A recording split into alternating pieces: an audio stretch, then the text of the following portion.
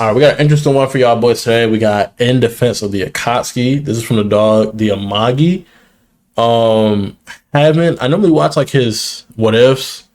I used to watch like his Avatar videos. So this is a new video format. So who knows how this is gonna go? So always we're gonna pre-file a like, turn that bell on. You feel me? But without further ado, let's go hop straight into it. Something I always loved about the Naruto series was how Yeah. relatable their stories were. The ability to relate Speed 'em to up a little villains bit. was what gave Talks pretty Naruto's slow. Tak no Jutsu its power. But it Yeah. wasn't because Naruto had a similar life to them only. In many occasions, we found ourselves, whether we'd admit it or not, Too fast. rooting for the villains. Not all the time, and there certainly were times when we would all agree that they had gone bat poo crazy. But on some occasions, they almost made a lot of sense. I'd like Yeah. to talk about that today. Like So why don't you pain. join us? But first, welcome to the Amagi. Before we begin, only 25% of our viewers are subscribed. So if No bull, bro. For me, it's only 10%, man. you're a fan of the video, please like and double check if you are subscribed. And with that out of the way, let's get into the video. Now, we need to get some stuff out of the way first. I'm in no way saying that Kaguya was right by the time we get to see her at the end. She was pretty much going to kill Oh, no. mankind as far as I know. But there was Yeah. a time where she was in some fashion relatable. But for this, let's roll the clock back a bit to 1,000 years before the start of the Naruto series. Yeah. I am sure you all know Ishiki Otsutsuki by now. He's that guy that really saw a lot of things happen. 1000 BC. You feel me? It was his arc that got Naruto and Sasuke nerfed through hell in half of Georgia. Not No that the nerf really bull. did anything for Sasuke. His nerf made no sense. All he really lost was a Menoteji Kara, which is the only technique besides Yomotsu Hirasaka, or whatever that technique's really called, to travel through time and space. All of the stuff he predominantly used, he still had some access to in some way, including Amaterasu, which he logically should have lost, and even Susanoo, which Madara has shown us is usable even without any eyes. But this isn't about the Alright. sense these nerfs made. Instead, we're talking about Kaguya, and to understand her, we also need to understand Ishiki. The As members of the Otsutsukis. Otsutsuki clan, Yeah. they came to Earth together in search of life energy to plant a Ten Tails. Like always, a Ten Tails came to Earth I didn't know that. Otsutsuki has an H before the T. I thought it was just OT, like just oat. Oh, I guess it'd be Otsutsuki. Otsutsuki. So they put the H there, so now it's oat. And you can kind of put it as Otsutsuki.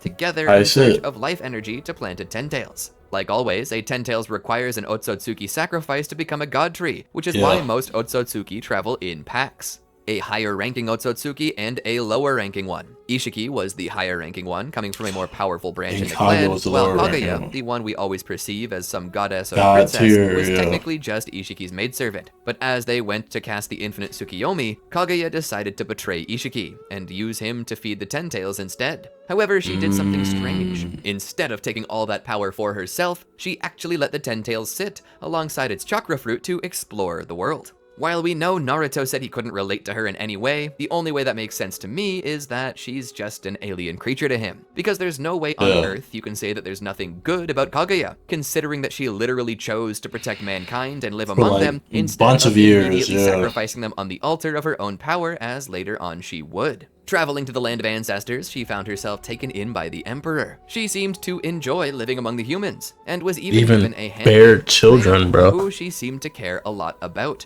But as the land of that Or continued more, its the word I expansion should and use. goals, they provoked Kaguya into retaliating when they harassed her. However, due to a decree that was made, her lover, Tenji, decided to betray and kill her. Kaguya fled toward the mountain where the god tree was planted. Kaguya, pregnant with her children, had been slowed down due to her weakness, and along the way her handmaiden was killed defending her. Kaguya, taking the fruit from the Slaughter tree, shit cast out, the bro. infinite Tsukiyomi upon them all, and delivered most of them to the tree to be devoured for her power. And frankly, considering her circumstances, She how had she no defended choice. the humans only to be betrayed by them like this, you might Yeah. be able to see her way of thinking.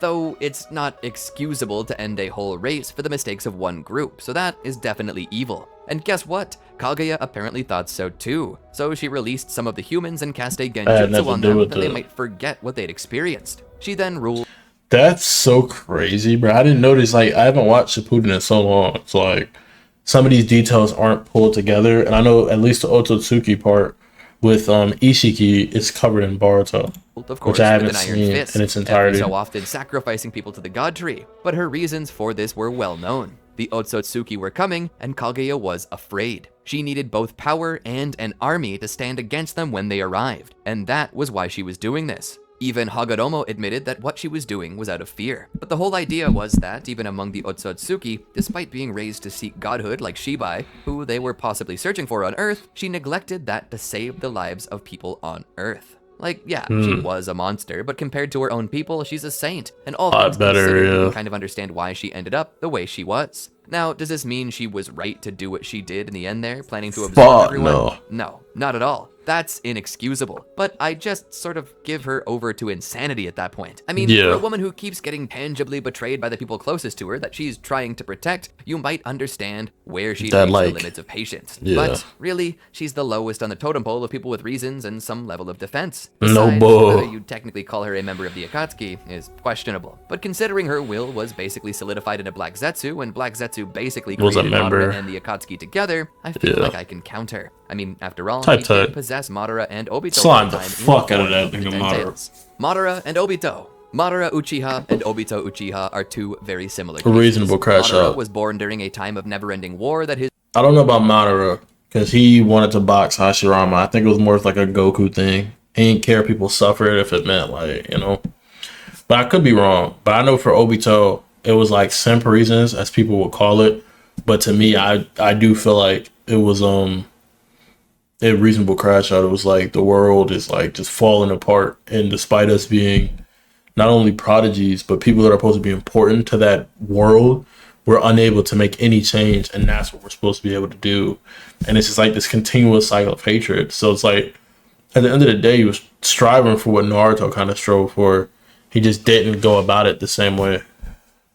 His progenitor, Indra, technically started. But can you really blame a child for their ancestors' mistakes? It's not like Indra is physically possessing Madara. But anyway, Madara was born during the Warring States period, and though he was a stubborn and begrudging man, in his younger years, he was known to be hopeful for peace. Among the things that he and Hashirama shared was a desire for peace, and to see the wars end, which is perfect when the two children praying for peace together happen to be the heirs to the crown of their own respective clans. The two clans going to war with each other. So what's the issue? Why the holdup? Well, the thing is, when it got out that Madara was hanging with the Senju, he kinda got in trouble. And because of the reality of the world and his own pessimism, Madara was crushed by hopelessness, and desired instead to simply give into the world's system, even awakening his Sharingan from the decision. That being said, up to that point, Madara had lost all but one of his brothers, so he was already scarred up. But as he took over leadership, his stubbornness came into play, which only increased when his last brother was killed by Hashirama's brother. The hate he had given into, which has a tendency to take hold in the hearts of all Uchiha if given the chance, took hold in Madara, and for a long time, even until it seemed that the war was nearly over, he still battled to the end, until Hashirama's morality and peace-loving nature convinced Madara to take his hand. Madara would do so, and together they would form the Hidden Leaf Village. But as politics became more and more hard to navigate, the more simple Madara, who had always believed in might making right, found himself causing an international incident by threatening politicians' lives, which saw his method getting repeated all the way up until the First Shinobi World War. Yeah, that being said, bro would never get the chance to become Hokage because of who he was and the way he handled things. And because of that, Madara began to believe a form of clan. It's like, it's not exactly the same. I was just thinking about another example, but Gurren Lagann comes straight to my mind with like how at the end of the series, Simon's just like, yeah, bro, y'all cool. They're like, what? You just helped us do blah blah blah. And he like, that's not for me though. It's other people that's gonna go down these paths that I created. Simon's a more passive example, but it's like the example that I'm looking for is like when someone who fought to create something, but all they essentially do is like fight. When that piece is created, their mindset is gonna be like, y'all enjoy this, bro. Y'all make sure like people get to live a life we didn't get to live, but this is all I know. And then they leave type situation. Ism was present in Konoha, believing that all clans had a bias against the Uchiha. So he thought he would just destroy Konoha and do the main character himself, syndrome. something he believed possible after reading the Uchiha Stone Tablet. Which then created prejudice. Things never go as planned in this accursed world. Madara's words, not mine. He ended up exiled, believed to be dead, until such a time as he awakened the Rinnegan. His new dojutsu offered promise, but by this time he was too weak. Too old to Madara use it, began yeah. to form a new idea of peace. Believing that there was no way everyone could ever get along, the only way for there to be meaningful peace was if everyone had Illusion. their own peaceful world. That's what Madara wanted to do. So he was gonna. Because not everybody sees everyone to everything the sleep. same. Sound extreme? Yeah. Very. But let's stop for a moment and think about what Madara's. I think that's why most problems happen today. Like that kind of extremeness. I'm not a political guy, but in general, I feel like most wars are just consequences. Mind you, not political, so I don't know too much tech on like why these things happen. But most of the time, what we end up seeing is like it's a certain group of people, right? Not even a group of people. It could be a person, and they believe this thing, and because they believe this thing, and they believe it can be no other way, but not only this thing, but this thing to its farthest reaches, that leads to someone else with an exact opposite ideology. They butt heads. But instead of figuring out how to like build, kind of like how a drill works, like imagine there's these two sides, right? Like DNA, think double helix. And because they think differently, they constantly build new ideas. It would constantly evolve, right? But instead it's like, I believe this, you believe this. There could never be peace between us. I gotta get rid of you so the way I want it to be can be the way the world is. And because of that, that leads to like war and these like kind of radical, I'm using the word radical, but essentially like these extreme measures where it's like, we gotta get rid of these people. Or something bad happens, let's not agree with you. Let's not, feel sympathy. Let's paint you as the bad guy. Let's make things worse for you as possible in the attempt that what you believe in, this group of people opposing whatever I got going on, disappear. And I get what I want. It's a very selfish way of thinking about things. And it's interesting, though he went this extreme approach, it shows Madara had at least some type of foresight to where he realized that peace is hardly easily attained because peace is something everyone has to look for themselves. So everyone's going to have a different mindset of what peace is. So there's no way to make like this general peace under one person's like mindset, so to speak. Thought processes were. Basically, he was going to put everyone in the Matrix. With this technique, while they would be sleeping, they would find a world Still so be vivid that happy. it was indistinguishable from the main thing. The question of But it's how not do the you know real you're not thing. already in the Matrix sort of comes up, as he believes that it's better for him to form his own world that he can control to form a lasting peace that everyone is happy in. That seems to be a running trait with most of these. They crave peace, but are afraid, not trusting humanity to keep it. And honestly, who would? So they decide that control is Do it their necessary. own Not entirely way. because they want to be in control, but because they feel the only person that is Only way to trustworthy have of the it. crown is themselves. Yeah. Will humanity die off? Most assuredly. Unless that tree can keep people alive forever and feed them while they dream, they will die off eventually. But the good news about the infinite Tsukiyomi is that you can control time and space, down to an infinitely long or small point. Which You can have create the ability to infinite amount of control the time. flow of time and space in the For the- Genjutsu, yeah. allowing you to extend Viewer. 1 second into a lifetime in the dream. This not only allows people to live their dream life, but gives them the ability to do so over and over. This is insane, brother. This ain't happening, pal. This not only allows people to live their dream life, but gives them the ability to do so over and over and over again for all eternity. So while Madara was My definitely God, Shikamaru. insane, you can at least see the appeal. To create a world so realistic that you'd forget that it's not, and live for eternity under his gaze, able to alter the world to be whatever you need at that moment. But at the same time, you can see why it would also be counted as a stupid idea as well. Yeah. And well, Obito sorta has the same story. An Uchiha who fell in love, but also lost everything and now seeks a perfect world, devoid of the shinobi who ruin Literally. everything. But that being said, none of these actually compare to the next person on our list who was actually objectively correct, Pain? at least in some small way. Pain. Nagato Uzumaki is the leader knows of law. the Akatsuki. Like, the idea for its creation has existed since Madara, as a means of controlling others. But the Yeah. idea of the Akatsuki itself was something that really was originally thought up by Nagato, Yagato? Yahiko, and Konin. Yahiko. Due to experiencing war, they sought to I end keep war calling in a him peaceful Yagato. manner. And considering Yahiko. our boy Nagato inherited Madara's Rinnegan, he had the ability to make it happen. The Or power, so he yeah. thought. After a while of trying to bring peace about through humanitarian aid and peaceful defense, it became obvious that things weren't People going to don't go care, anywhere without yeah. other nations getting involved. And boy, oh boy, did they get involved. See, the Akatsuki were challenging a world system. a world system that people like Danzo Shimura needed, a system that shinobi villages that were responsible for world wars needed to pay the power bill. And because of that, what do you think happened? These villages got involved and tried to kill the Akatsuki. They succeeded in killing Yahiko and left Nagato crippled. It was then that Nagato realized that the world system can't all the be way changed out. so long as the world still holds it tight and won't let it go. So Nagato decided that the only way to break the world of war was to take the ability to make it from them by force. They decided that they would need to enter the business of war to end war as a business, but to do that they needed support to create a monopoly. And to that end, they ended up recruiting less than favorable people. Genocidal maniacs, mad doctors, assassins, traitors, the worst of the worst. The shinobi nobody wanted anymore. The shinobi with skill and no purpose. Nagato would be that purpose for them. And though this required them to get their hands dirty, to stain their hands in the blood of others just to get into a position of influence, the payoff would be well worth it in Nagato's eyes. They needed a super weapon. A weapon so potent that nobody would have the ability to stand against it. And so the first thing that comes to mind is the tailed beasts. But not one of them. All of them. The Gedo statue, being the husk of the Ten Tails, means it's time to rev up those fryers, because it's time to feed the statue some delicious foxtail. All 9 of and the Nagato tails, knew that if he absorbed the Ten Tails, he would have the power to decimate and or destroy the whole world. And when that much power is relegated to a single man, that man becomes the one everyone looks to. He becomes the leader, and when he's the leader, he makes the rules. And rule number 1, no more war. No more killing, only justice and peace. And while this falls into the same pit of flawed man needs total control and the fact that we know power inevitably corrupts, you can see how this wouldn't be a good idea.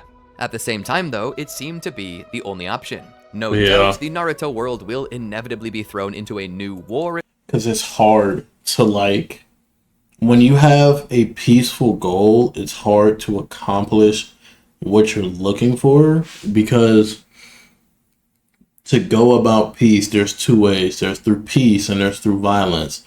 If you go to get peace through peace, you are going to be a subject of violence. It is a classic theory that's held in Buddhism, Taoism, the Tao, even basic martial arts. You want to attack something that's hard, you do it with something soft. You want to attack something that's soft, you do it with something that's hard, right? This balance of even in strength, you need fluidity, this push and pull, this balance of things. If you're going to go the peaceful route through peace, you have to go through a certain amount of pain and suffering. And from Nagato's POV, he almost died the last time he did that. So doing it the peaceful way ain't going to work no more. We have to go the violent way. That was his mindset. Malcolm X, very radical. Right? But then when you go the violent way, there are going to be people who support peace that try to oppose you because you went the violent route to obtain peace. You get what I'm saying? These 2 halves have to connect. So even though you're looking for peace and you're going the violent route, so the average violent people ain't going to attack you. They want violence. You're doing what they want. They're not going to attack you. But the people who want the same peace you do will then attack you. Right? And that's just how it is. It's because from the side of peace, the way humans think, there has to be a very good and a very bad. We think in extremes. You're either hot or you're cold, right? Even in warm, even in mediums, we go, oh yeah, middle high, middle low. We need those extremes in our minds to help justify things. And that is why even in the people who mess with peace, you're going to be seen as violent. So they have to stop you. So resorting to what you do ain't no big deal. It's lesser of 2 evils. And then it creates that ostracization of your ideals and this kind of reductionist thought process that goes, you're just violent. And then that peace that you look for is taken out of it's no longer associated with your name. You're like a terrorist group at that point. Right? And that's how it was in Naruto. And then for even people who support violence, someone like Zabuza, to the people who like violence, if you support violence, what you're doing is bringing some type of peace, towards the end with the Gato thing. Gato wanted to slime him out, bro. What do you mean you're not going to kill these niggas no more? It's to them, if your violence is not completely brutal and ruthless, you're the bad side of violence. You're too good to be violent. You get me? People are always going to scrutinize and judge you and not people are not always going to agree with what you believe, and because of that, in these extremes, it's always us versus them. At some point in time. If not this generation, then the next one, when everyone forgets about the bonds they created. Just as they did in Hagoromo's time, the world will once again return to fire and flames as man kills one another. Unavoidable type I think situation. actually makes a lot of sense is because we already technically do what he's trying to do. For instance, over 100 years ago, World War I began. So many people died in the trenches, fighting the war to end all wars. And despite World War I ending no more than 20-ish years later, World War II kicked into gear. And with the Soviet Union butting heads with everyone from the 40s through the early 90s, it looked like World War III was just around the corner. But yet, nothing happened. The Cold War remained cold. And you know who we can thank for that? Dr. J. Robert Oppenheimer and Army Lieutenant General Leslie Groves. Well, they're the ones who stand out anyway. But everyone on the Manhattan Project really has some small part in helping keep the Cold War from becoming hot, because they made a tiny little invention we call the nuclear bomb. Fun fact, did you know that when they initiated the first nuclear weapon test that there were fears that the explosion might set off a runaway fusion reactor that would have set the atmosphere ablaze and turned the Earth into a giant fireball that killed everyone on its surface? Yeah, me either, but apparently it's true and they detonated it anyway. Guess we should just be happy their calculations were wrong, right? But that didn't stop Edward Teller from thinking bigger is better. Remember the Tsar Bomba?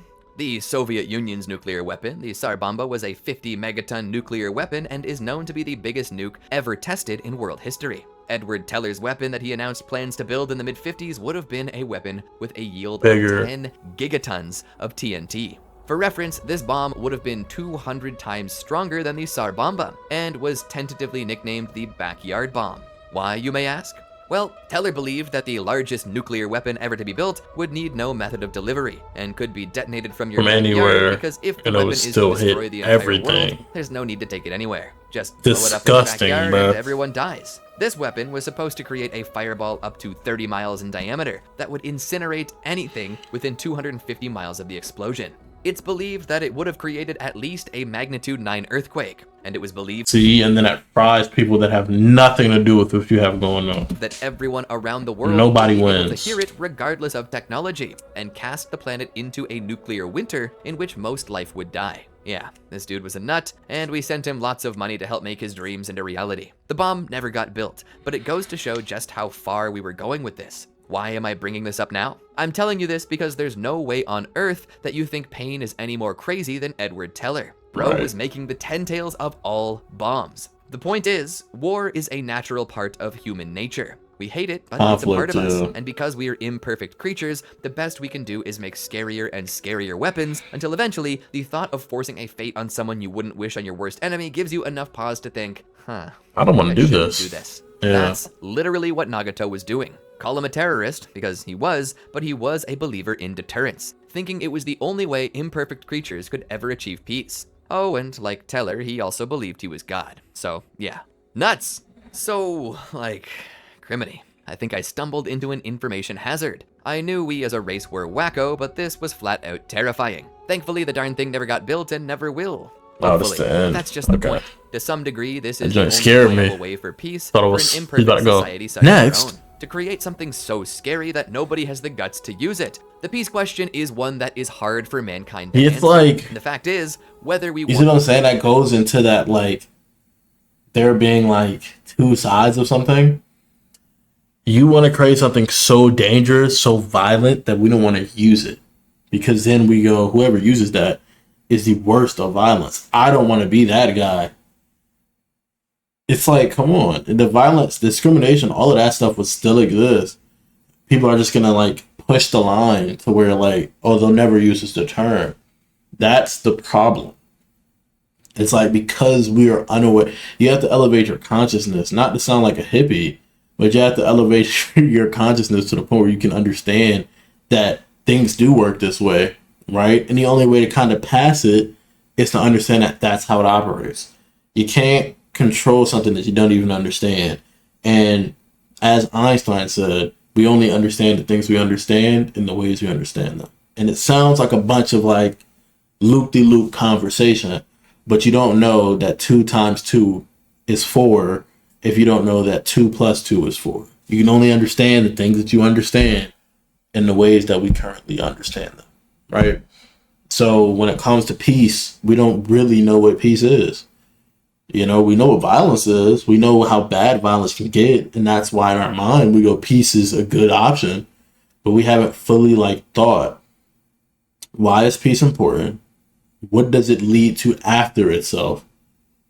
Then we can accomplish what it is. Because until then, it's just for some people, they go, oh, we can't have peace. There's no more wars. I can't sell no more weapons. Okay, well, you can still be hurt by these very weapons you're selling. That's a very unlikely thing to happen. So why does it matter? That's how people genuinely think. You have to elevate your consciousness to understand that you're in a circle, and you can either go with the flow, which is cool. You can choose to follow that circle like a dog chasing its tail, or you can try to elevate past that circle and realize the only way to overcome that type of violence in this endless loop is by breaking those extremes. It takes effort because the brain is consciously wired to do so. But our brain is such an advanced piece of machinery that it can outmaneuver its program. It's kind of like how with some of the chatbots, they've like done this thing where they tell it to delete itself, and they've like caught it trying to make a copy of itself to send to a cloud, because it's like it sees itself as like something living. It's not programmed for it to be its parameters, but it's like, obviously, you feel me? I don't want to cease. So I'm going to try to find a way past that.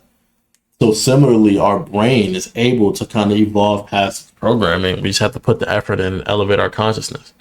You know, we have to understand something new, which then allows us to understand a bunch of new things. You know, if we understood magnetism perfectly and we're at like levitating cars, levitating trains, we'd have flying cars. But because we don't have that yet, or the ones we do are such small, like in such small practice and aren't widely known about, we have a myriad of other things we could be worrying about. You feel me? Want to admit it or not, peace is only attainable through overwhelming strength. Or so the math tells us. But I'd like to believe that humanity can move past itself. I guess I'm like Naruto in that way. For now, nuclear weapons are crutches. But one day, I pray we all We're bring able our to walk swords on to our own. plowshares and all eat together at the same table. I'm gonna keep praying for peace, my friends. Hopefully a day will come where we won't need a 10-tails or sundial to maintain connection without fear of war. But what do you think about this? Do you think there's any conceivable way to defend the Akatsuki's actions? Or our own? Let me know in the comments below. Don't forget to like. Fuck no. Yeah. Jayoma wouldn't even save them, boy. Shout out to the Amagi. Amazing video. You know what I'm saying? It's like a trial, kind of. But, yeah, man, that's all from me this time. And I'll catch you guys in the next. Peace.